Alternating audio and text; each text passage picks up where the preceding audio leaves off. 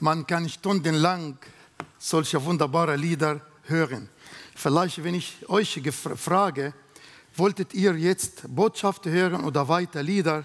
Aber lieber frage ich nicht, dass ich mindestens heute predigen kann. Ich freue mich an diesem Sonntag heute und an dieser Botschaft, weil die ersten 2 Tage war ja die Sache etwas negativ.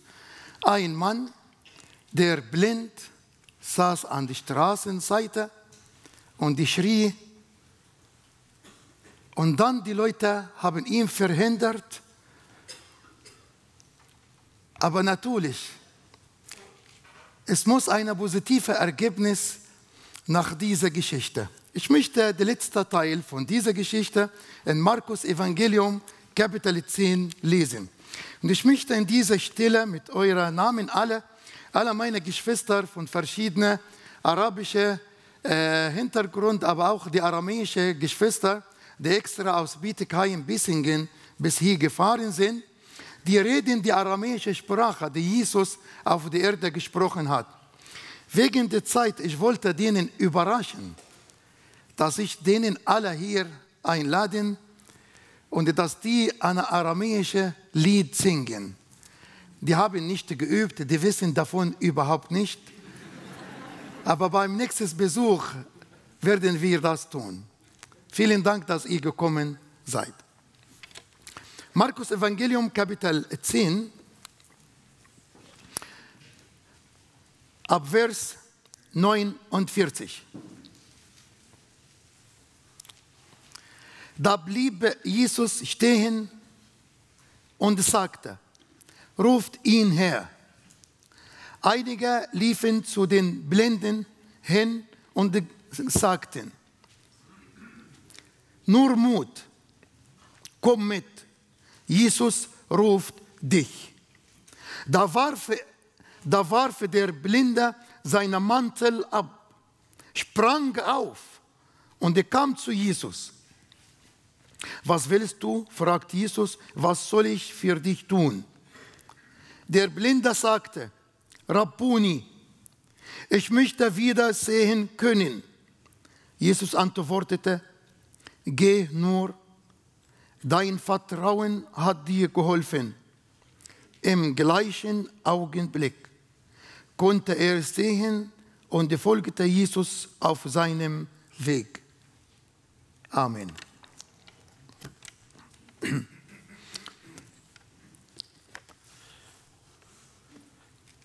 Wenn Jesus, egal zu diesem Mann gemacht oder gegeben hat, ohne dass er seine Augen öffnet, da war kein bestimmter etwas Großes. Geld haben viele Leute ihm Geld gegeben. Und für ihn, das ist keine besondere Gabe. Gesundheit, was macht Gesundheit mit einer, der nicht arbeiten gehen kann? Oder die Straße oder der Weg oder Maschinen sehen kann? Haus. Was macht er in diesem Haus? Er kann nichts reparieren oder renovieren oder etwas tun. Es sieht nichts. Der Herr Jesus, wenn er ändert grundsätzlich das Herzen und das Leben. Der Herr will uns ändern. In Matthäus Evangelium Kapitel 9 war ein gelähmter Mann, der die 4 Männer ihm getragen haben. Und die haben in dem Dach ein Loch gemacht und der Mann runter bis vor Jesus. Und die alle Bevölkerung, die alle Anwesenden haben erwartet, dass Jesus sagt: Steh auf, sei gesund. Wer von Ihnen erinnert, was Jesus zu ihm gesagt hat? Deine Sünde ist vergeben. Warum? Er braucht gute Beine, er will aufstehen. Aber der Herr weiß, dass diese Beine sind gebunden, weil hier ist Fehler. Der Fehler ist in seinem Herzen, in seinem Leben. Der Herr weiß, dass das Problem in meiner Hand, die geht und die spielt mit Karten oder mit Geld. Ich sage Ihnen über dumme Sachen, die ich gemacht habe, als ich ganz neu nach Deutschland gekommen. Ich bin mit meinen Kindern in eine Tankstelle reingegangen. Die Kinder wissen, wenn Papa das Auto tankt, kommt nie raus ohne etwas Süßes. Normalerweise war Eiscreme. Und die kommen, die freuen sich, die gucken immer an dem Tank, wenn es leer, die freuen sich, wenn das an Rot ist, die wissen, etwas kommt. Wir sind alle in die Tankstelle rein und das saß damals, das war 1989, saß ein Mann vor 2 Maschinen. Und die Maschinen machen wunderbare Licht und Rot und Gelb und so. Und ich habe gedacht, das ist Kinderspiel. Wir haben solche Sachen in Ägypten in dieser Zeit nie. Keine Maschine und Geld und man legt Groschen und das. Und da habe ich gedacht, ist eine Gelegenheit, dass die Kinder ein bisschen auch spielen. Und ich saß mit den Kindern und ich warte, dass dieser Mann zu Ende kommt, kommt nicht. Bin ich zu ihm gegangen und habe gesagt, darf ich einer bitten, dass die Kinder ein bisschen eine Chance auch zu spielen. Er hat zu mir sehr dumm geguckt, was ist das? Später wusste, das ist eine Art von Geldspiel, wo die Leute sitzen. Er hat mit 2 Maschinen, 2 auf einmal. Der Herr weiß, warum mache ich das? Das Problem nicht in die Finger oder in meine Hand. Auch wenn die Hand abgeschnitten. Das Problem liegt nicht an der Hand. In der Scharia im Islam, wenn einer stöhlt, wird die Hand abmontiert, abgeschnitten. Und in dem Gefängnis in Dungula war ich dort im Sudan und die haben die alle Christen gebracht in ein Zimmer und das war sehr schwierig. Die Hände, Männer und Frauen und Jugend, die rechte Hand ist abgeschnitten, weil die haben Brot oder etwas gestohlen außer Hunger, abgeschnitten. Denkst du, dass die Probleme ist aufgelöst? Nein, er geht und stellt mit die anderen. Oder er baut eine Bande und er gibt denen, er plant für andere, die gehen und stehlen. Jesus ändert das Leben. Jesus will dein Leben ändern. Deswegen reden wir über sein Blut, über sein Kreuz, über seine Liebe. Der Herr will dein Leben ändern. 2. Korinther, Kapitel 5, Vers 17. 2. Korinther, Kapitel 5, Vers 17. Denn wenn jemand, wie heißt jemand, Bruder jemand, Schwester jemand, wenn jemand in Jesus Christus, er ist eine neue Schöpfung, neue Kreatur. Das Alte ist vergangen, alles ist neu geworden. Der Herr will neues Leben geben. 2 Bibelverse will ich heute darauf konzentrieren. Das ist ein Bild. Ich bedanke mein lieber Bruder, unser Techniker, Bruder Hendrik Malgut, hat auch mir geholfen. Obwohl habe ich gesagt, ich bin nicht für die Bilder, aber so saß die Situation. Viele Leute gucken, aber keiner, nur einer der hilft. Viele gucken, viele schauen, aber einer, der kann helfen. Viele Wege, aber ein einziger Weg, der hat gesagt, ich bin der Weg. Viele Leute, die vielleicht etwas geben, aber ein einziger, der kann das Leben ändern und kann ewiges Leben geben. Das ist unser Herr Jesus Christus. Diese Einladung an alle Menschen. Ein Vers in Jesaja 45, in Kapitel 45, Vers 22. Wendet euch zu mir und lasst euch retten, alle ihr Enden der Erde. Denn ich bin Gott und keiner sonst. Wendet. Jesus sagt, ich suche dich, wende, guck zu mir. Gib mir eine Sekunde Attention. Wendet. In meiner Muttersprache steht, guck zu mir. Guck zu mir. gib mir einen Augenblick Attention. Der zweite Vers in Apostelgeschichte 17, Vers 30. Das ist eine offene Einladung. Jesus ruft dich. Einladung. Nachdem nun Gott die Zeiten der Unwissenheit übersehen hat, gebietet er jetzt den Menschen, dass sie alle überall Buße tun sollen. In Arabisch und in Lateinisch kommt dieselbe Bibelvers mit total anderer Weg. Gott jetzt Befehl, auf Arabisch und in Lateinisch kommt das Wort, er befehlt. Er lädt uns ein, aber wenn er sieht, dass die Sache geht um Leben und Tod, er befehlt. Gott befehlt aller Menschen jetzt in jeder Platz in der ganzen Welt, dass die Buße tun.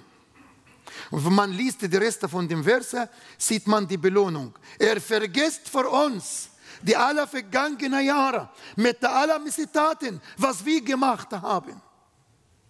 Er vergisst für uns. Die einzige Sache, die Gott vergessen kann, er vergisst für uns unsere Sünde, unsere Schuld, unsere Missetat. Und er hat versprochen, ich werde die nie erinnern. Nochmal.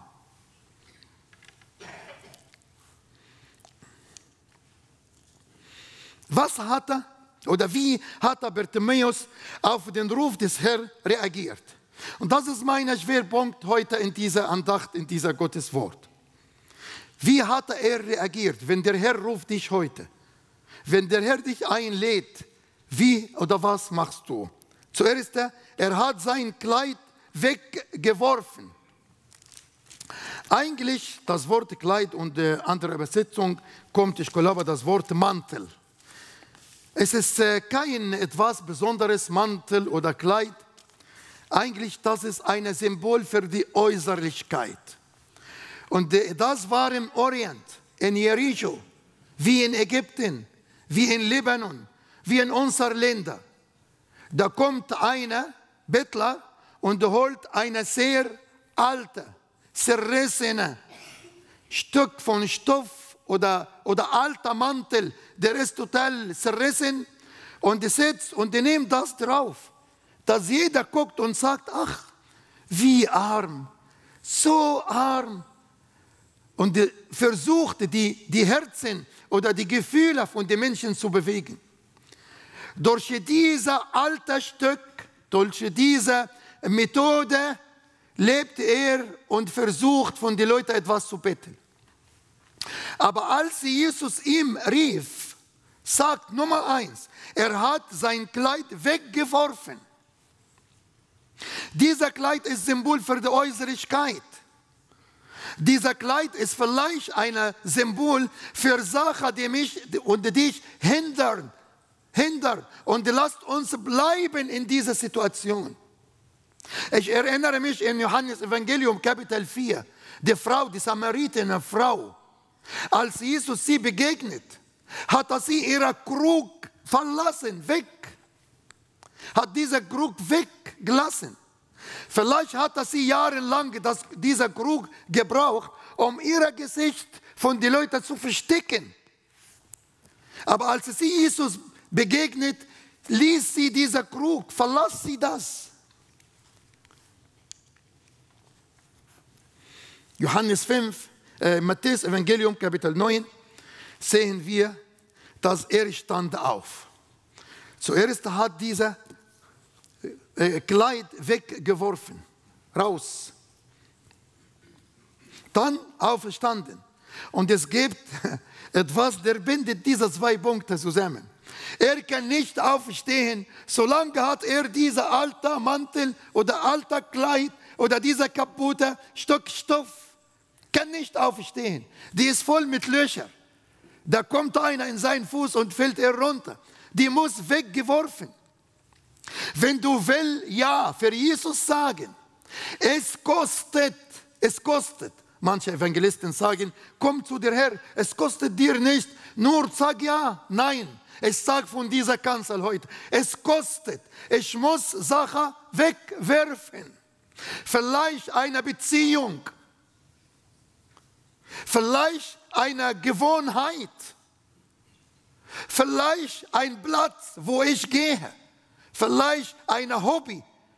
Dieser Hobby, der nimmt mein geistliches Leben weg. Dieser Hobby nimmt meine Augen, die Augen sind nicht mehr für den Herrn. Ein Hobby, der passt nicht mit mir als Christ. Paulus hat geschrieben, alles ist erlaubt, aber nicht alles baut. Nicht alles kann mich bauen. Ich muss etwas wegwerfen. Ich weiß nicht für Sie heute, für dich heute, was musst du wegwerfen? Sache, du musst ab heute verlassen, abgeben, dass du aufstehen kannst. Der Meister ruft dich. Ich mag die Klarinette, diese Stimme von Klarinette, kann ich stundenlang hören. Und es gibt dieser jüdische Bruder, der heißt Fiedman oder Feidman. Fiedman. Guru Feidman. Ich sehe ich mag, wenn er spielt. Eines Tages sitze ich in die Maschine in New York Flughafen Richtung Frankfurt. Da kam der Passagier neben an die Fenster. Ich bin in der Mitte. Und bevor die Maschine startet, kam Herr Feidman. Da war neben mir direkt. Ich weiß nicht, wie ich froh war. Und ich habe mit ihm vielleicht 60 Stunden gesprochen. 60 Stunden gesprochen.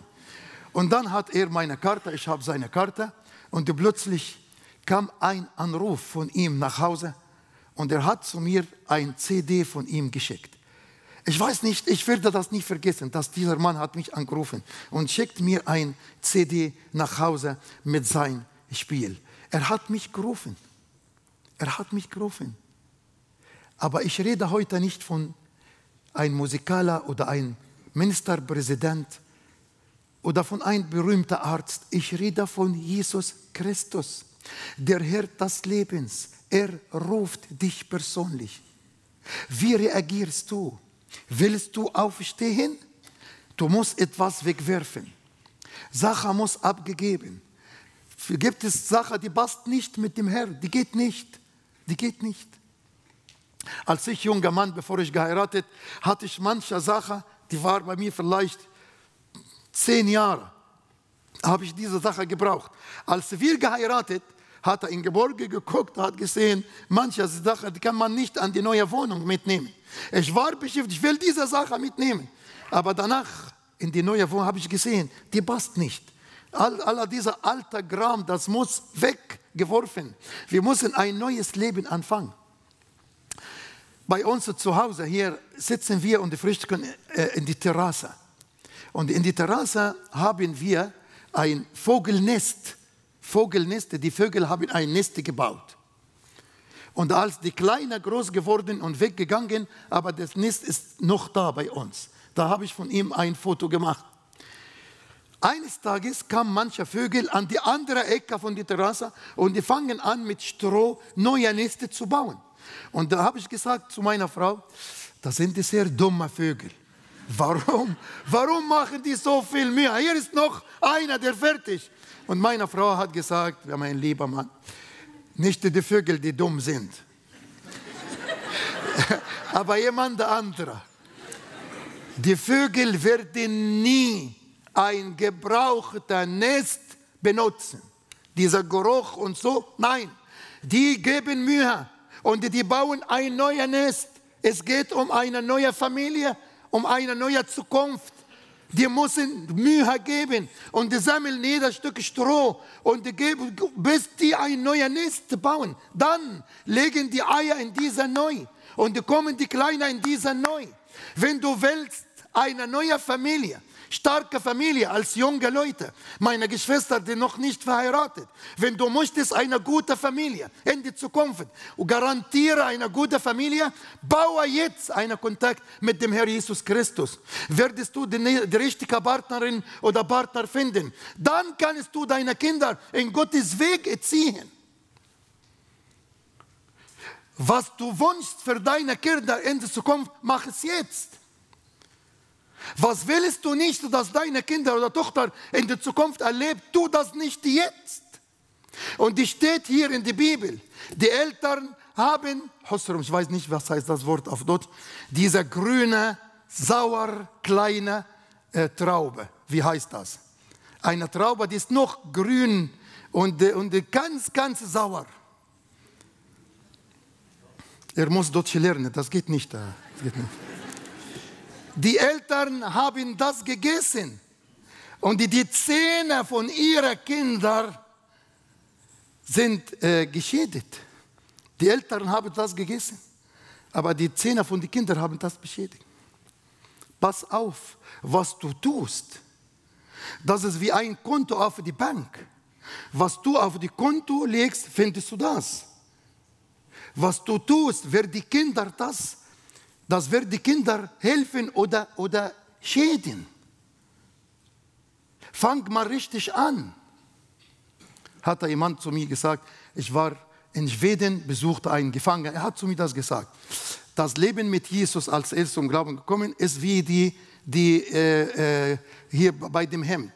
Wenn die erste Knopf richtig gemacht, ohne Spiegel kannst du alles richtig. Wenn die erste falsch, wird alles falsch.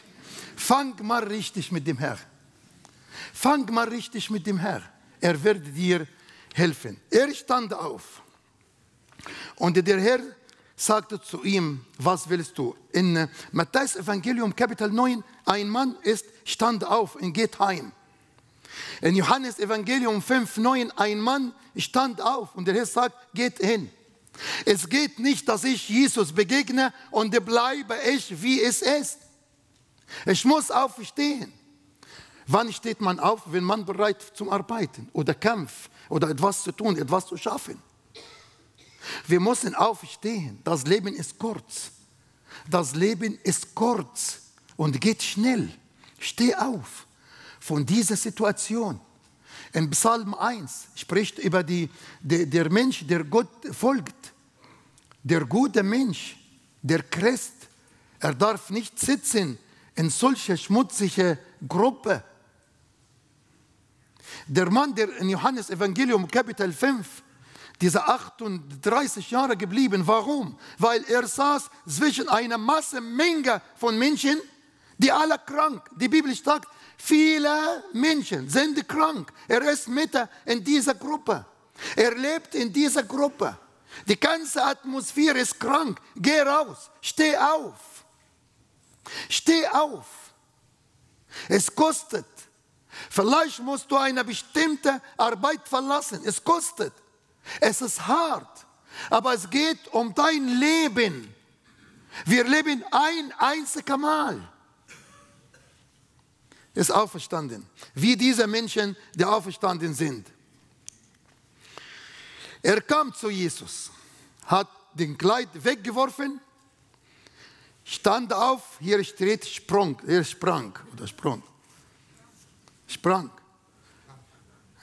Hatte kein Geduld. Seine Chance ist da. Seine Chance ist da. Ich weiß nicht, warum der Satan versucht, die Leute zu binden. Wenn ich sage, wenn du Jesus zu deinem Herzen einlädst, steh auf. Warum steht die Leute nicht auf? Hat da jemand zu mir vorgestern gesagt, ja, du bist in der Schweiz. Ich weiß nicht, ob der satanische Schweiz ist anders als die ägyptische Schweiz, die ägyptische Satan. Die Schweizer Satan ist anderer wie der ägyptische Satan und so. Wir schämen uns. Der Mann hat sich nicht geschämt. Manchmal wir überlegen, was die anderen Nachbarn oder die Leute von mir sagen. Ich habe jemanden von unserer Familie gesehen, der sitzt hinten oder vorne. Es geht um dein Leben. Es geht um jemanden, der hat sein Leben für dich gegeben. Es geht um eine einzige Chance. Er stand auf, genau wie Nikodemus. Nikodemus kam zu Jesus zuerst bei Nacht. Er schämt sich als Lehrer für das Gesetz, als Lehrer für die Juden, kann nicht vor Jesus kommen, vor alle Leute, kam bei Nacht. Aber ich freue mich für 2 Bibelstellen über Nikodemus. Einmal kommt in Johannes 7, 50 bis 51, er steht zu Jesus. Steht zu Jesus. Und die Leute sagen, bist du einer davon? Bist du ein Galiläer? Nochmal kommt in Johannes 19, 39. Es kam aber auch Nikodemus, der vormals in der Nacht zu Jesus gekommen war. Und er brachte Myrrhe gemischte mit Allium, etwa 100 Pfund. Und wir lesen nochmal, dass er eine mit noch anderer, die haben Jesus begraben.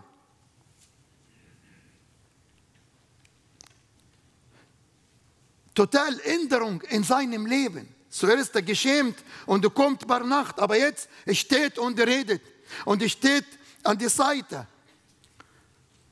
Und danach kommt bei dem Grab und er geht. Wenn Jesus kommt zu deinem Herzen, er ändert dein Leben. Da wirst du dich nicht schämen, mit dem Arbeitskollegen über deinen Glaube zu sprechen. Hast du Arbeitskollegen oder Kolleginnen in demselben Zimmer oder in derselben Etage? Wissen die, dass du Christ bist? Hast du ein einziges Mal mit denen gesprochen? Hast du die Leute eingeladen zum Gottesdienst? Wenn es gibt Weihnachtsfeier und der Chef von der ganzen Firma sagt, wir feiern in einem Restaurant. Ja, die gehen alle. Das ist selbstverständlich. Wenn einer hat einen Geburtstag von den Mitarbeitern und Mitarbeitern, jeder lässt 10 Minuten Zeit und gehen, gratulieren, trinken Kaffee zusammen, das ist selbstverständlich. Aber wenn es geht um Leben und Tod, warum schämst du dich als wiedergeborener Christ? Und warum schämst du dich als jemand, der Rettung braucht?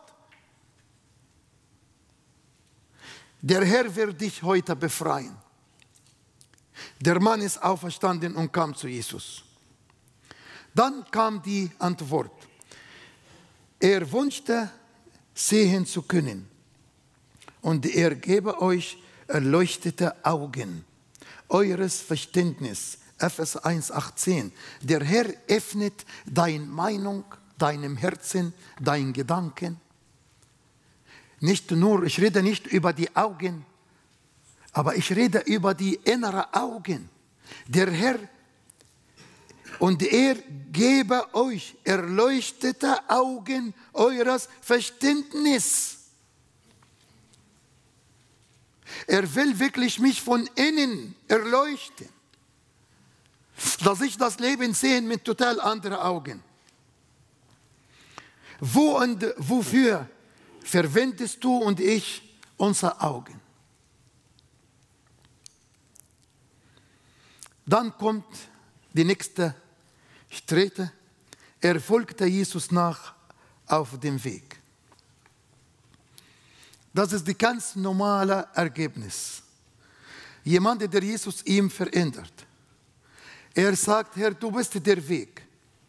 Das ist der Rest meines Lebens, die gehört dir. Ich kenne mich. Ich bin ein Bettler, nicht mehr als Bettler. Aber du hast mein Leben geändert. Du hast mir Hoffnung gegeben. Herr, du änderst unser Leben, du gibst uns Hoffnung. Das sagt ein Lied. Damit ihr aber wisst, dass der Menschensohn Vollmacht hat auf Erden, die Sünden zum Vergeben, sprach er zu dem Gelähmten, steh auf, hebe dein Bett auf und geh heim. Und bitte erinnere das Wort heim, weil ich brauche jetzt gleich. Geh heim. Noch in Markus 5,19.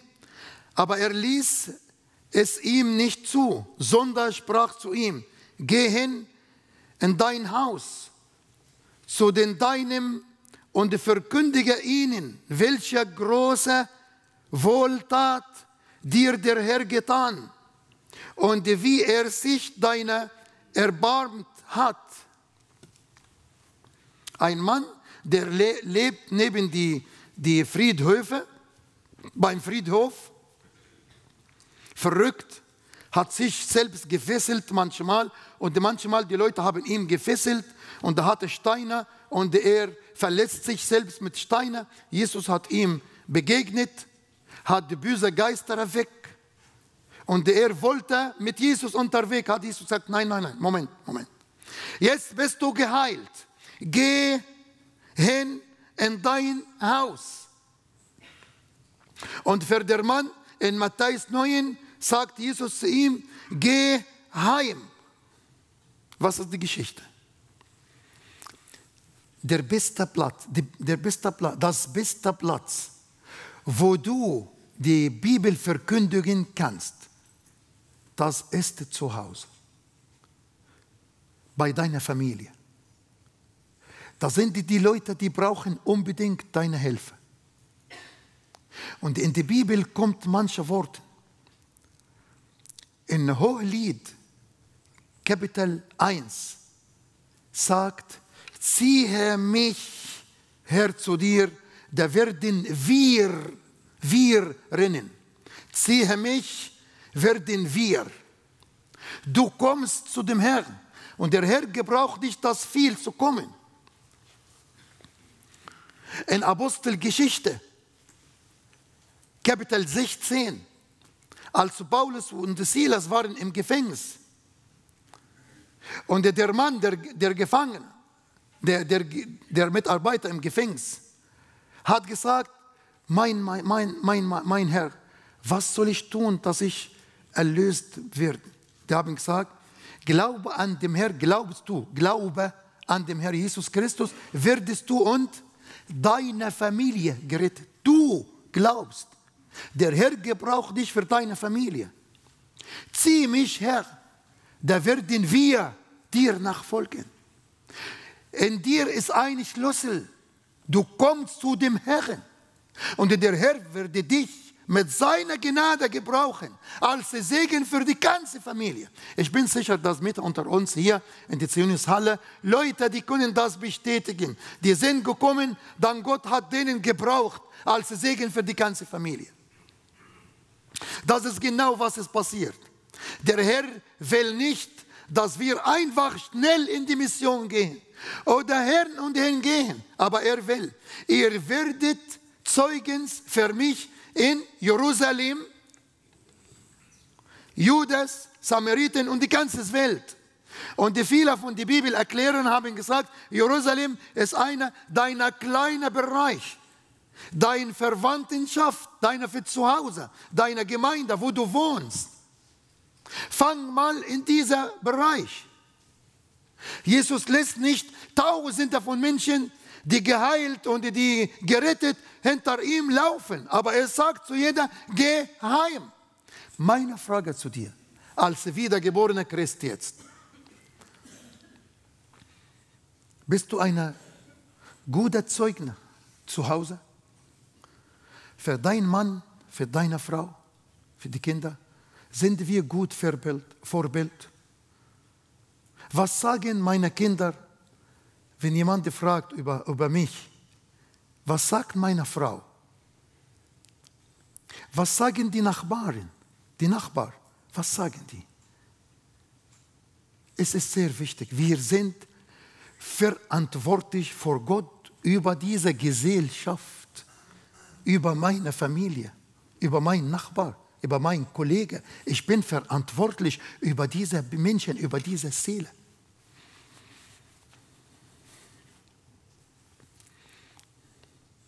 Dieser Mann folgte Jesus unterwegs und der Herr will, dass er nach Hause gehen. In Apostelgeschichte 3, 19. Diese Einladung gilt für jeder von uns jetzt. So tut nun Buße und bekehrt euch. Und was ist, wenn ich das tue? Dass eure Sünden ausgetilgt werden. Und noch eine Belohnung. Damit Zeiten der Erquickung von Angesicht des Herrn kommen. Es ist einfach so. Meine Aufgabe, ich tue Buße. Und sein Versprechen, er tilgt meine Sünde. Kein Schuld mehr. Römer 5,1 und Römer 8,1. Kein Schuld mehr. Ich bin gerettet. Und danach kommt die Zeit der Erquickung. Viele, die heute sagen, was sollen wir tun? Probleme in der Arbeit. Es gibt keine Arbeit. Oder die Gesundheit. Oder die Klima. Oder viele Effekte. Es gibt auf der Erde so viele Probleme. Aber der Herr sagt hier, gib mir deinem Herzen. Ich werde die Tür öffnen. Vielleicht siehst du die Krankheit mit total anderen Augen. Und du siehst, das ist ein Segen. Gott will mich segnen durch diesen Schmerz.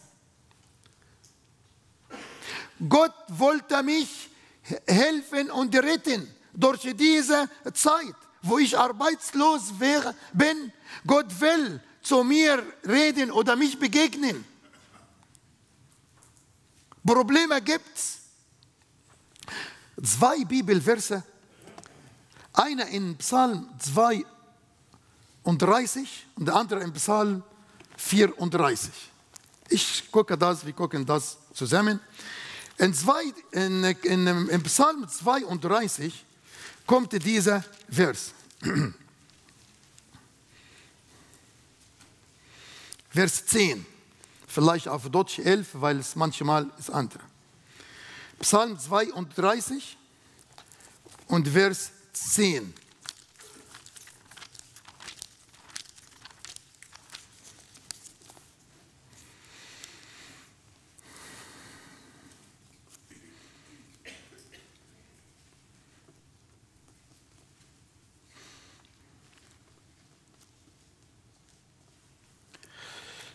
Bei mir hier steht 32, 10, dass viele sind die Schwierigkeit für die Gottlosen. Viele sind, oder die Gottlosen haben so viele Probleme. Steht das bei dir, Bruder Nubar? Schmerzen. Viele Schmerzen haben die Gottlosen. Guck mal in 34. Vers 19.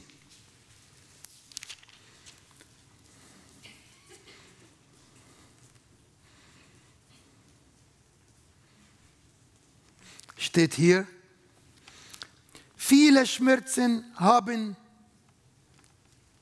die Gerechten, aber von denen alle werde der Herr sie retten. Kannst du mich korrigieren, bitte, Bruder? Ja, ist okay. In Psalm 32, die Gottlosen haben so viel Schmerz und die fertig. Die müssen das selbst tragen.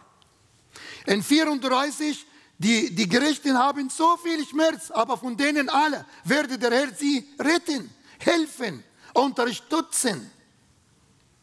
Ich sage nicht, glaube an Jesus, da findest du Arbeit. Glaube an Jesus, werdest du geheilt. Glaube an Jesus, werdest du. Ich sage das nicht. Ich sage, glaube an Jesus, werde dein Leben geändert. Und verstehst du und kannst du der Herr danken, trotz dieser Schmerz oder Probleme oder Schwierigkeit. Ein Kollege von mir vor kurzer Zeit hat einen von den Söhnen verloren, 20 Jahre alt. Autounfall. Und gestern hat mein lieber Bruder Hani aus Ägypten und seine Frau zu mir berichtet. Da kamen die Kolleginnen und Kollegen von der Uni für diesen Sohn um den Vater zu begrüßen und sagen herzlich Beileid. Und es saß der Evangelist vor dieser muslimischen Gesellschaft mit Kopftuch und Allah und er hat gesagt, ich danke der Herr Jesus, der mir dieses Geschenk 20 Jahre gegeben hat. Er hat mir ein Geschenk, 20 Jahre hat mir diese Geschenke gegeben hat. Da gucken die Muslims und da kam noch eine Gruppe und die fangen an zu fragen, wir wollen genau wissen, was du mit dem Sohn gemacht hast. Wir konnten von ihm so viel lernen. Er hat nicht so viel gesprochen, aber sein Leben, wie kann Gott oder euer Gott euch ändern? Und er hat angefangen von der Schöpfung, hat erklärt, bis zu die Gnade, die Zeit des Gnade und über die Erlösung von Jesus Christus. Auch durch, wenn ich verliere, einen Sohn oder Partnerin oder Partner, kann ich der Herr danken, ja, weil der Herr ist in mir. Und ich weiß, dass wir haben hier keine bleibende Stadt. Wir wissen, in meines Vaters Haus, hat Jesus gesagt, gibt es viele Wohnungen. Wir leben hier, arbeiten hier, schaffen hier. Aber unsere Zukunft und unser Ziel ist nicht hier. Der Herr ruft dich heute. Ich komme langsam zum Schluss. Jesus ruft dich heute. Derselbe Ruf gilt heute noch für dich und für mich. Steh auf, denn es gibt keine Alternative. Es gibt keine andere Alternative. Steh auf, denn noch besteht die Chance.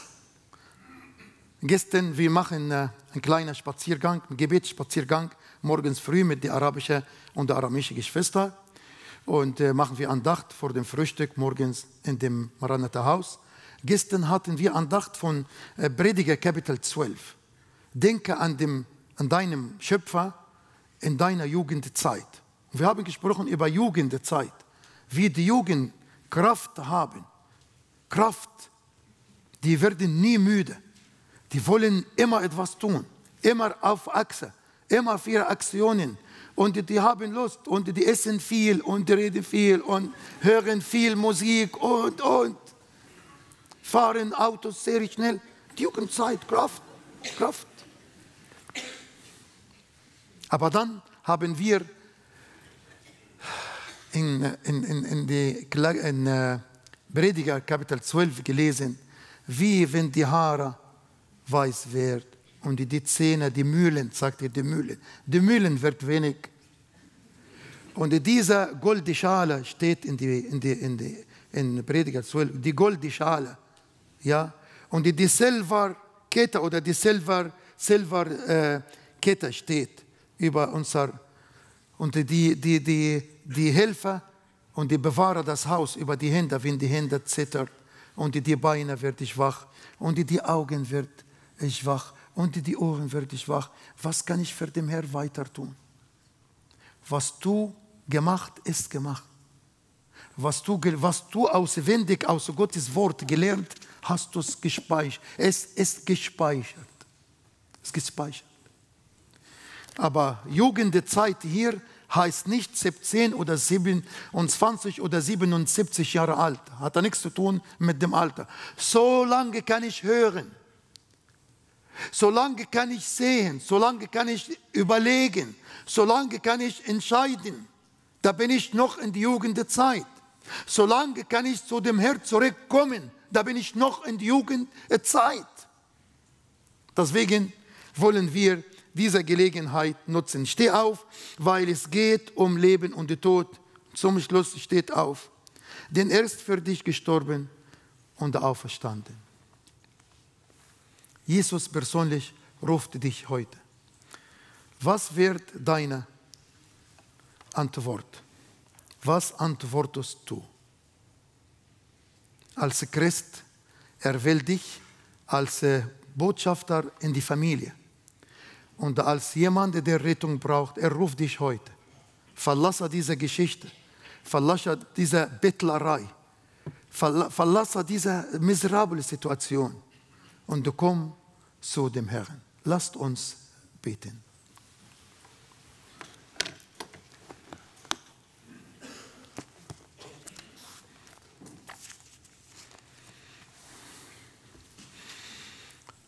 Wenn du Anfechtungen hast durch die Augen, bitte dem Herrn jetzt, komm und rette mich. Das Problem nicht in meinen Augen, das Problem liegt in mir selbst. In mir selbst.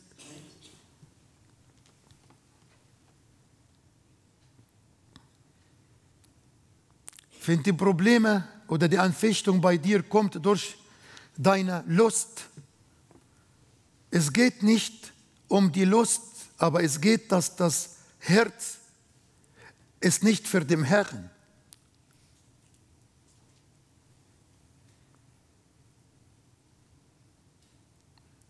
Es ist eine Chance für die Rettung. Nur Mut. Komm mit. Der Schöpfer, der Heiland, der Erlöser, Jesus ruft dich.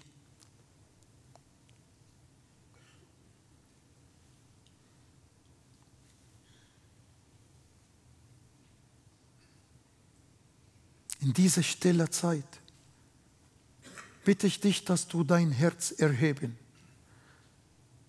Vielleicht deine Mentalität als Europäer oder dein Charakter von zu Hause, schämst du dich aufzustehen oder Zeichen zu geben, das will ich auch nicht. Aber ich bitte dich, dass du deinem Herzen jetzt erheben und rede mit dem Herrn.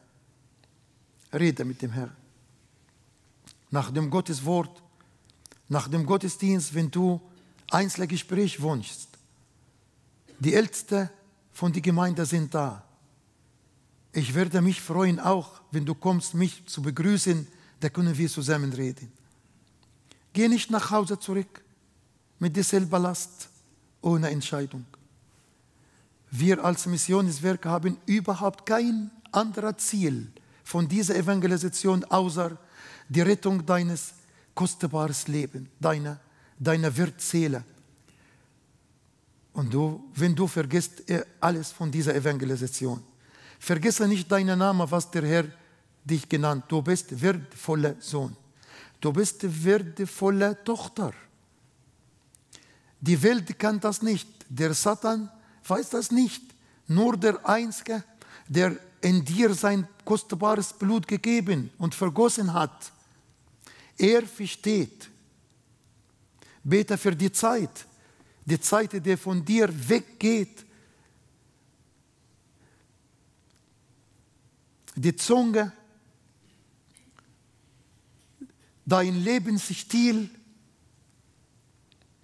dein tägliches Programm.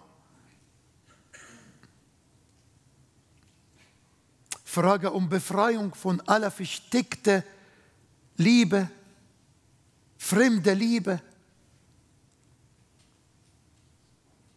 Was du liest, was du siehst.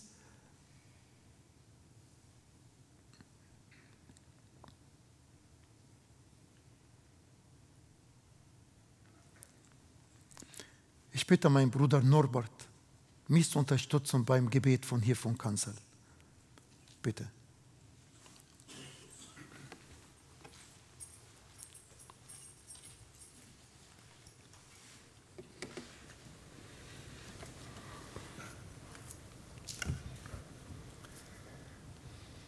Himmlischer Vater, wir haben so viel Grund, dir zu danken. Wir haben in diesen Tagen gehört, dass du als der ewige Gott da stehen bleibst, wo ein Mensch dich anruft. Und das hat uns bewegt. Du hast uns Elia geschickt als einen durch deinen Geist begnadeten Evangelisten. Du hast zu mir gesprochen, du hast zu uns geredet. Du hast uns dein ganzes Angebot, die ganze Palette der Erlösung vor Augen gemalt. Und du sagst sozusagen, bedient euch. Und das wollen wir jetzt tun. Wir wollen dir jetzt Antwort geben, Herr. Und wir wollen dich bitten, schenke, dass Menschen unter uns jetzt Mut haben, nach vorne zu kommen.